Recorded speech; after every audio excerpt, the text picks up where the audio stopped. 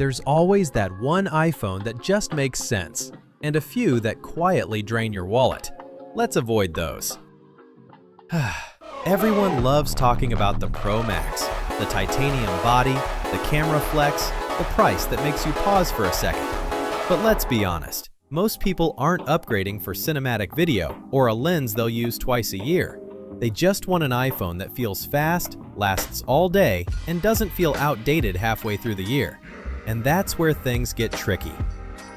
Apple keeps multiple generations on sale at the same time, which makes it really easy to buy something that looks new but is already on borrowed time. By the end of this video, you'll know which iPhone actually makes sense in 2026 and which ones Apple should have stopped selling. Apple doesn't really sell cheap phones. They sell entry points. No matter which iPhone you buy, you get iOS, long software support, and strong resale value. Where Apple saves money is in the stuff you don't notice right away. Slower screens, older designs, features held back on purpose. That's not an accident. That is the strategy. And this year, something changed.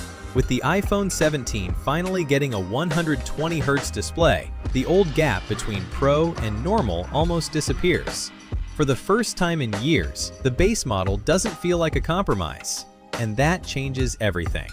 If you just want an iPhone that works, iMessage, FaceTime, solid battery life, the iPhone 16e is the cleanest entry point. It's modern, it's fast, and it doesn't feel like Apple dusted it off from storage. But this is where most people should stop playing it safe. The iPhone 17 is the real sweet spot. That 120Hz display completely changes how the phone feels. Scrolling, animations, everything just looks right. Once you use it, older base models immediately feel behind. Now let's talk about the quiet winner, the iPhone 15. If you're buying used or on clearance, this is the one to look for. USB-C, dynamic island, strong cameras, without paying Pro prices. For a lot of people, this is the smartest value by Apple still sells. Quick reality check. Storage matters more than ever. If you're looking at a 128GB iPhone in 2026, be careful. It fills up fast. Screen refresh rate matters too. Once you get used to 120Hz, going back to 60 feels rough. And if you care about Apple Intelligence, you can't go too far back. Anything older than the 15 Pro or the 16 series starts missing out. And honestly, don't buy an iPhone 14 or older in 2026. That chapter is closed. So if you remember one thing, remember this. Don't buy Apple's extremes. The cheapest models age the fastest. The biggest Pro Max models are overkill for most people.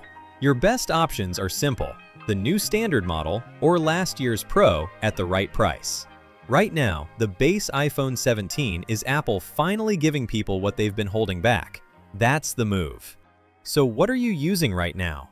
Are you sticking with iPhone? Or is this the year you finally try something different? Let me know in the comments, and if this saved you from a bad upgrade, you know what to do.